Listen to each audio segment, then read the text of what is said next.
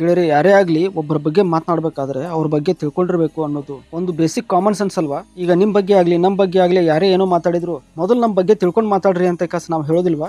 ಈಗ ನಾನು ಮಾತಾಡಕ್ ಹೊರಟಿರೋದು ಪೂರ್ಣಾವಧಿ ಕಾರ್ಯಕರ್ತರಾಗಿ ತಮ್ಮ ಜೀವನವನ್ನೇ ಸಮಾಜಕ್ಕಾಗಿ ಸವೆಸಿರುವ ಒಬ್ಬ ವ್ಯಕ್ತಿಯ ಬಗ್ಗೆ. ಈ ವ್ಯಕ್ತಿ 1980 ಮತ್ತು 90ರ ದಶಕದಲ್ಲಿ ರಾಮ ಜನ್ಮಭೂಮಿಯ ಹೋರಾಟದಲ್ಲಿ ಮುಂಚೂಣಿಯಲ್ಲಿದ್ದವರು. ಗೆಳೆಯರೆ, ಇವರಿಗೆ ರಾಮ ಜನ್ಮಭೂಮಿಯ ಬಗ್ಗೆ ಮತ್ತು ಅಯೋಧ್ಯೆಯ ಬಗ್ಗೆ ಅದೆಷ್ಟು ಅಗಾಧವಾದ ಮತ್ತು ಆಳವಾದ ಮಾಹಿತಿ ಇತ್ತು ಅಂದ್ರೆ ಕೋರ್ಟ್ ನಲ್ಲಿ ರಾಮ ಮಂದಿರದ ಪರವಾಗಿ ಹಿಂದೂಗಳ ಪರವಾಗಿ ವಾದಿಸ್ತಾ ಇರೋ ವಕೀಲರಿಗೆ ಇವರು ಅಗತ್ಯಕ್ಕಿಂತ ಹೆಚ್ಚಿನ ದಾಖಲೆಗಳನ್ನ ಒದಗಿಸ್ತಾ ಇರ್ತಾರೆ. ಅವರಿಗಿದ್ದ ಈ ಅಗಾಧವಾದ ಮಾಹಿತಿ ಮತ್ತು ಜ್ಞಾನದಿಂದ ಅವರನ್ನ ಎನ್ಸೈಕ್ಲೋಪೀಡಿಯಾ ಆಫ್ ಅಯೋಧ್ಯ ಅಂತ ಕರಿತಾ ಇದ್ರು. ನೂರಾರು ವರ್ಷಗಳಷ್ಟು ಹಳೆಯ ಅಯೋಧ್ಯೆಗೆ ಸಂಬಂಧಪಟ್ಟ ಕಂದಾಯ ಇಲಾಖೆಯ ದಾಖಲೆಗಳು, ಮೊಘಲರು ಮತ್ತು ಬ್ರಿಟಿಷರ ಕಾಲದ ದಾಖಲೆಗಳೆಲ್ಲವೂ ಇವರಿಗೆ ಕಂಠಪಾಠ ಆಗಿ ಹೋಗಿದ್ದು. ಬೇರೆ ಅಯೋಧ್ಯೆಯಲ್ಲಿ ರಾಮ ಹುಟ್ಟಿದ್ದು ಮತ್ತು ಅಲ್ಲಿ ಒಂದು ರಾಮ ಮಂದಿರ ಇತ್ತು ಅನ್ನೋದು ಸಮಸ್ತ ಹಿಂದೂಗಳಿಗೂ ಗೊತ್ತಿತ್ತು. ಆದ್ರೆ ಕೋರ್ಟ್ ನಲ್ಲಿ ಸಾಕ್ಷಿಗಳನ್ನ ಕೊಟ್ಟು ಗೆಲ್ಲಿಸೋದಿದೆಯಲ್ಲ, ಅದು ಅಷ್ಟು ಸಾಧಾರಣವಾದ ಕಾರ್ಯ ಅಲ್ಲ. ಗೆಳೆಯರೆ, ಒಂದಂತೂ ಸತ್ಯ, ಹಿಂದೂಗಳ ಆರಾಧ್ಯ ಪ್ರಭು ಶ್ರೀರಾಮಚಂದ್ರ ತನ್ನ ಜನ್ಮಭೂಮಿಯಲ್ಲಿ ಜೀವ ತಳೆದು ಪ್ರತಿಷ್ಠಾಪನೆಗೊಳ್ಳಲಿಕ್ಕೆ ಪ್ರಮುಖರಲ್ಲಿ ಪ್ರಮುಖ ಕಾರಣ ಇವರೇ.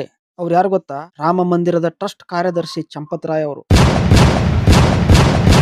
ಅಂತವ್ರ ಬಗ್ಗೆ ಮಾತನಾಡಬೇಕಾದ್ರೆ ಮಾತನಾಡುವವರಿಗೆ ಸ್ವಲ್ಪನಾದ್ರೂ ವಿವೇಕ ಅನ್ನೋದು ಇರ್ಬೇಕಲ್ಲ. ಹಾಗಿದ್ರೆ ಇಲ್ಲಿ ಕ್ವಶನ್ ಕೇಳಲಿಕ್ಕೆ ಕೆಲವೊಂದಷ್ಟು ಮಂದಿ ಬಂದ್ಬಿಡ್ತಾರೆ, ಅವರು ಟ್ರಸ್ಟ್ ನ ಕಾರ್ಯದರ್ಶಿ ಆಗಿದ್ರು, ಅವ್ರಿಗೆ ಏನು ಗೊತ್ತೇ ಇಲ್ವಾ ಅಂತ. ಅಂತವ್ರಿಗೆ ನಾವು ಏನು ಹೇಳಕ್ಕಾಗಲ್ಲ. ಯಾಕಂದ್ರೆ ರಾಮನ ಬಗ್ಗೆ ಶ್ರದ್ಧೆಯನ್ನ ಇಟ್ಕೊಂಡವ್ರಿಗೆ ಮತ್ತು ಅವರ ಮನಸ್ಸಿನಲ್ಲಿ ಚಂಪತ್ ರಾಯ್ ಅವರ ಬಗ್ಗೆ ಮೂಡಿರುವ ಅನುಮಾನವನ್ನ ಪರಿಹರಿಸಲಿಕ್ಕೆ ಒಂದು ಸಣ್ಣ ಪ್ರಯತ್ನ ಇದು. ಹೇಳಿದ್ರೆ, ಇಲ್ಲಿ ನಾನು ಸಂಘದ ಹಿರಿಯರನ್ನ ಕಂಡಂತೆ ಹೇಳಬೇಕಾದ್ರೆ ಸಂಘ ಪರಿವಾರದಲ್ಲಿರುವ ಹಿರಿಯರೆಲ್ಲರೂ ಅವರು ತಾಯಿಯ ಹೃದಯದವರಾಗಿರ್ತಾರೆ ಮತ್ತು ಅವರಲ್ಲಿ ಅವರ ಎದುರುಗಡೆ ಇದ್ದವರು ಸಣ್ಣ ಪುಟ್ಟ ತಪ್ಪುಗಳನ್ನ ಮಾಡಿದ್ರು ಕ್ಷಮಿಸಿ ಬುದ್ಧಿ ಹೇಳಿ ಮುನ್ನಡೆಸೋ ಗುಣ ಅವರಲ್ಲಿ ಇದ್ದೇ ಇರುತ್ತೆ. ಈಗ ರಾಮ ಮಂದಿರದ ಹುಂಡಿ ಕಳ್ಳತನದ ವಿಷಯದಲ್ಲೂ ಇದೇ ಆಗಿರೋದು. ಅವರು ತಮ್ಮ ತತ್ವಗಳನ್ನ ಬದಿಗೆ ಸರಿಸಿ ಆ ಕಳ್ಳರ ಮೇಲೆ ಯಾವುದೇ ದಯ ತೋರದ ಹಾಗೆ ಮೊದಲ ಹೆಡೆಮುರಿ ಕಟ್ಟಿದ್ರೆ ಈ ಪರಿಸ್ಥಿತಿ ಇವತ್ತು ಬರ್ತಾ ಇರಲಿಲ್ಲ.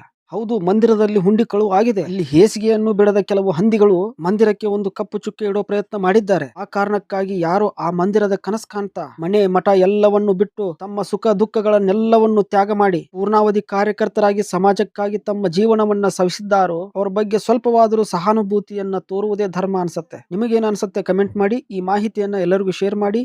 ಜಯ ಶ್ರೀರಾಮ್, ಜೈ ಹಿಂದ್.